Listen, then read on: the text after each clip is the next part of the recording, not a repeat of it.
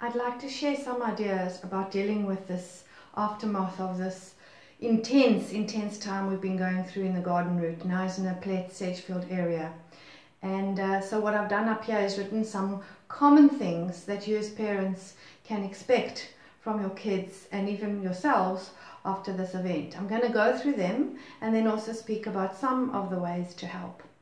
Before I do that, I just want to say that this event, no matter to which capacity you were involved in it living down here, has affected all of us.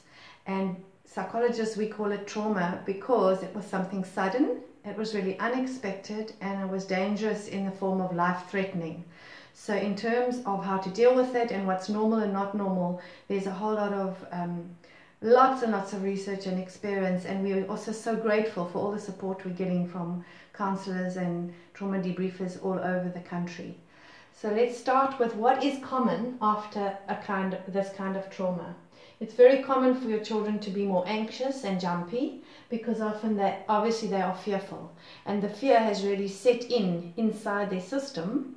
And I explained to them it's like the security guard there inside you, inside your brain, that is now gone on emergency mode. So that anxiousness is quite normal. Flashbacks is when they re-experience the event or the images. So anything like smoke, the sound of the fire sirens, seeing pictures on your phones, that can obviously be a kind of a flashback. And then also re-experiencing it when they're trying to fall asleep, they actually see these images in their minds, and that can be very scary, of course. So please guys, keep your images to a minimum in terms of what you keep exposing them to. Then concentration problems are very normal because the brain and body has had to go into this hyper alert emergency mode. The frontal lobe areas, which we to do with planning, reasoning, logic, they take a bit of a backseat. So concentration problems are quite normal. Most kids also become extra sensitive and reactive to anything that's related to the trauma. So I mentioned already images, the smells, the sounds. They can be very extra sensitive to that and not even want to go anywhere near the places that this event occurred. Already I've mentioned slightly the inability to think, so this is like memory loss because they're often very focused on the event and safety. And for children, we have to understand that their safety is based on what they've known in the world. And if they've known their house, their school, and now the house is burnt, or even the garden all around them is burnt, it's very, very hard for them to focus on anything else because life has changed to such an extent. Often we can get a numbing feeling with the children where they have an emotional shutdown, and of course there can also be the opposite where they become more tearful and more emotional, and the contrast between the numbing and the over-the-top emotions is also very common.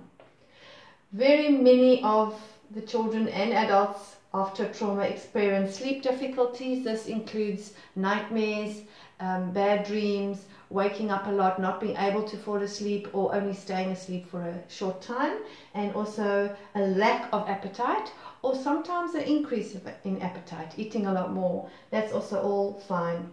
Because the body's gone into this hyper alert mode, there's also a lot of tiredness, and depending on to what extent you were involved in evacuating or trying to save your possessions, the tiredness is now setting in the week and weeks, days after the event. So tiredness is very normal, and one really wants to try and manage that. Irritability and anger outbursts are very common with children and also with adults because we've been through so much, and the body, as I say, has gone into emergency mode, and now these eruptions come out quite spontaneously, and it can be for the smallest little things that your kids can be acting out and getting angry. There's also sometimes quite a lot of tearfulness afterwards, and or general lethargy, general depressive symptoms. Very common not to want to go to school or to be involved in their normal things.